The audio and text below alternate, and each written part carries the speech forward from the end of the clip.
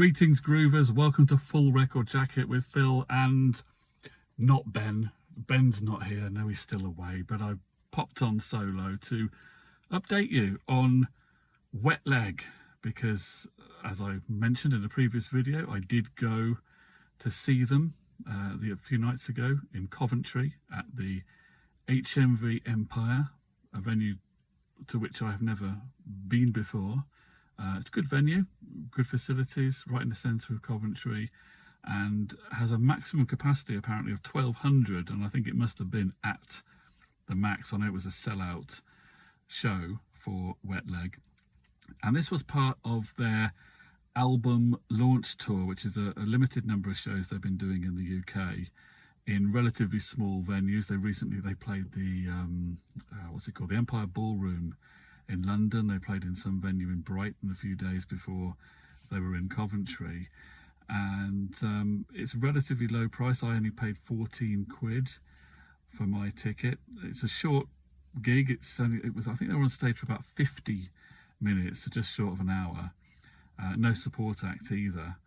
So everybody was there to see Wet Leg, which was nice because there was no yapping or talking really going on in the audience. No tourists having a conversation at the back like you get at festivals. Everybody was there to see them.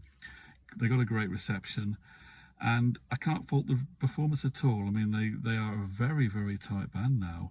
They played, apparently, since their first album came out back in 22, they've played over 250 gigs.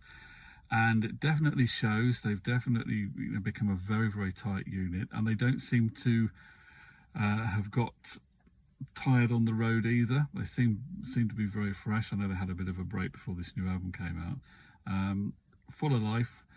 Seems to be still great camaraderie in the band, and a very impressive performance by Rhianne Teasdale, who is now effectively the front woman of the band. It's really interesting how the dynamic changed. If you ever saw them in their early days, when the first album was out, when they played, for example, Glastonbury back in 2022, both Rhianne and Hester, the other girl who's mainly the lead guitarist, they were both behind the microphones facing the audience, and they were both the focal point of the band, being the two founders.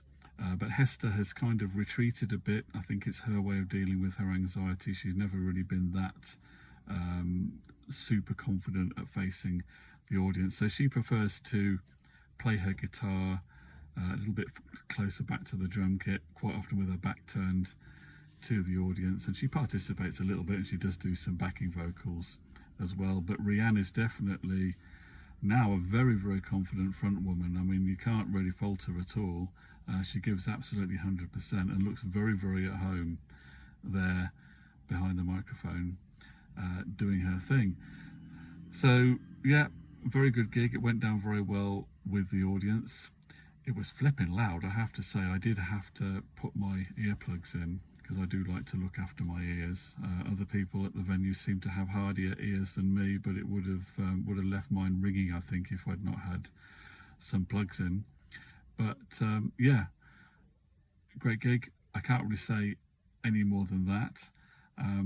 Let us know in the comments if you've got an opinion on Wet Leg. I have read mainly very, very positive comments from people who were at the gig, and it was a very wide age range. You know, there were quite a few people of my kind of age there. Yes, Ben, old people like me were there, but obviously quite a wide spread as well. And it makes me think, you know, are guitar bands coming back, or are we in a cult, a relatively small number of people who are into these kinds of bands, or could a guitar band like Wet Leg come back really into the mainstream? Well, they are kind of in the mainstream, aren't they? Because they've just had a #1 album on the UK charts. The new album Moisturiser went in at #1, displacing the Oasis title, whichever one that was riding high, you know, with the current Oasis scenario. Of course, there's a lot of their albums in the top of the charts.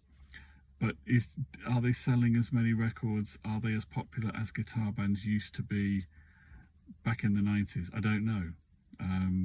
I get it maybe a bit of a false picture because I communicate with a lot of people who are into music, and so Wet Leg are being talked about. But are they as well known by the public? I don't know. As I say, I may have a distorted view on it, but let me know what you think about that in the comments. I've read one or two slightly snarky things, people accusing them of being a muck band and being kind of manufactured. I don't think that's a fair criticism, because they started on the Isle of Wight. Rianne and Hester were from the Isle of Wight. The three lads in the band were also their friends from the Isle of Wight.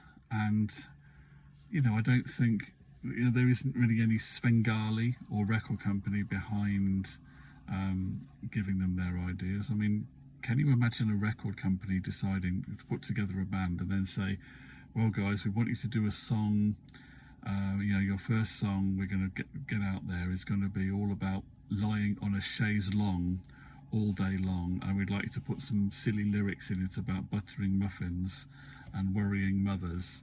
Can you imagine that? I don't think so. I think this is a band that's definitely created itself with its own wacky and slightly kooky take on things. So I would ignore the haters on Wet Leg. I think it's time to join in the enthusiasm and the fun, because they are an enjoyable band.